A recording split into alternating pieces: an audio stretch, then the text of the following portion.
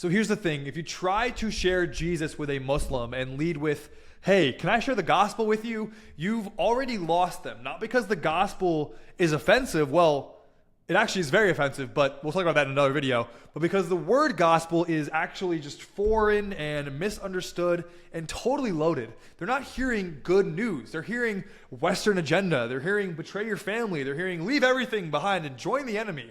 So how do we share the gospel without really saying gospel? We have to go back to what makes it good news in the first place. And that's not that it's a presentation, not that it's an argument or debate, but it's a person. And one core thing you have to understand about Muslims' belief is that most Muslims believe that you will go to hell for a certain period of time until Allah is done correcting you of your sins, and then you're pretty much guaranteed to go to heaven.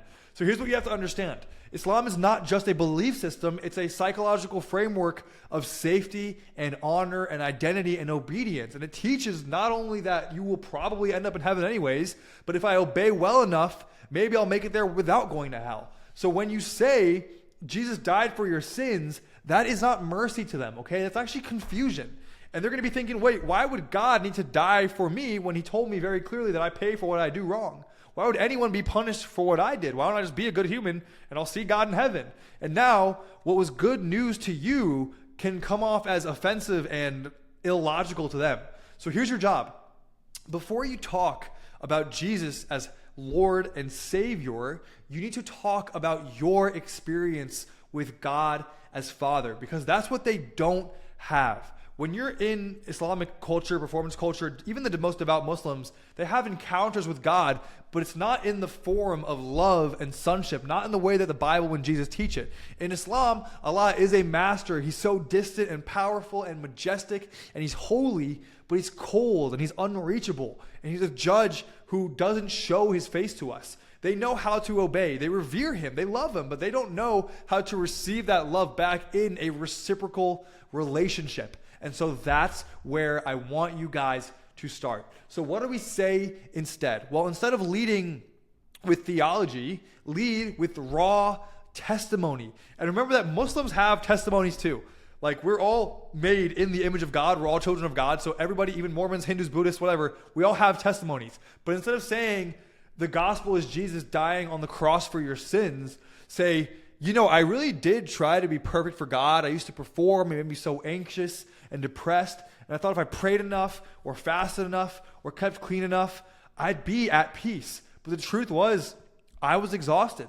And then something shifted. Well, I met Jesus, not just as a prophet, but as somebody who ran towards me and met me in my shame, and he didn't walk away. And I realized that I don't need to be clean to go to God. I can show up to him dirty and he will clean me himself. And I stopped performing. And for the first time ever, I felt like the creator of this universe actually wanted something to do with me, that I wasn't just this random face on earth, but little Shark was with him. And that's the gospel. You just didn't say the word. You led with experience, and that's what creates curiosity. And by the way, that was just a small blurb of my testimony, which you guys should maybe know already, because of just knowing me, right? But Muslims aren't allergic to Jesus, okay?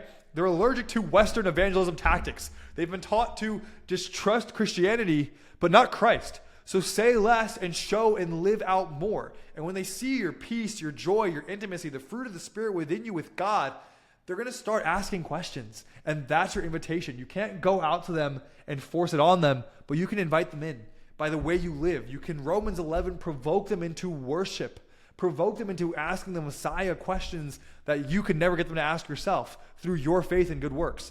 Now, the deeper reason we don't lead with gospel is it's because most Muslims aren't asking, hey, what's the good news? They're asking, well, can I ever be enough?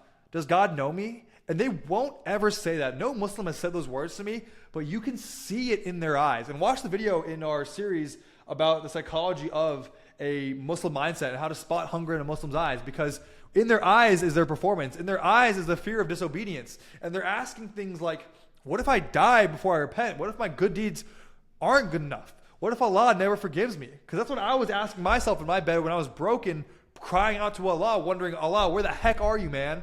This is where you bring the cross in, not as dogma, but as deliverance. Not Jesus died for your sins, but I used to be terrified of dying, but now I know I'm covered. The fear of death has been completely stripped away from me. And I say that as myself too, because Not because I'm good, but because he is. And now I can't wait to leave this wretched planet to meet Heavenly Father Christ, because I know that life is going to be incredible. Heaven's going to be amazing.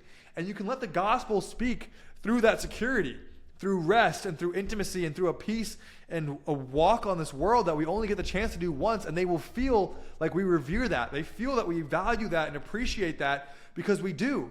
Like, we only get to walk this earth for 90 years max, maybe, before we get to go to heaven. That's such a short blip in this frame of eternity. And let me tell you something really important. You're not here to convert somebody in one conversation. You're here to be that encounter for somebody else. And sometimes the most powerful thing you can say is, hey, can I just pray with you real quick? And that's it. And let the Holy Spirit do what your words can't. Because it wasn't theology that saved so many of the Muslims I know, including myself. It was the presence. It was when I realized this person is unshakable and they need me to know, or they know that God sees them, that God wants them and God made a way from them. And oh my God, Heavenly Father, would I kill for that same feeling? And that's what the gospel is, okay? It's not some sales pitch. It's not a script. It's the scandal, the relentless, reckless love of God and of grace. And that's the judge who stepped off of the throne to come to us and onto a cross, okay? So no, you don't have to say gospel. You just have to live it like it's real. You can remove the whole word from your vocabulary and people will see it. And when they see it, they'll ask. And when they ask, you won't just be sharing a doctrine. You'll be sharing a testimony, a person, a transformation, a renewal, a restoration, and a person. And that person's name is Jesus Christ. And he's everything that I guarantee every single Muslim is looking for so deeply in their heart. And that's a way to live, with presence and love, so that when you take every step, they can feel that it's so intentional, so freeing, and they're going to want that in their lives. So let's pray over this video. Heavenly Father, we pray that this video reaches the eyes and the souls of the people who need to see this. That of this video, Lord, we pray that the fruit multiply to millions, that those who use this video will be anywhere in the darkest shades of the earth. And like you prophesied, Lord, your word will reach the darkest parts, the farthest ends of this earth, all the way through Uzbekistan. In Uzbekistan, we have a man in Christ Underground in Kyrgyzstan. I think I said that wrong. But Heavenly Father, we just bless everybody across the world in our ministry and those laboring for Muslim loved ones. Heavenly Father, we love you for this opportunity to learn, to adopt your heart for the wildest branch of the Gentiles, the Muslim world. And Heavenly Father, bring them back to Jerusalem to worship you, to prepare them for you, for Maranatha, so that, Lord, you may come back in this lifetime. Lord, we know that you're going to come back in this lifetime. We know that Maranatha is wildly provoked by Muslim revival.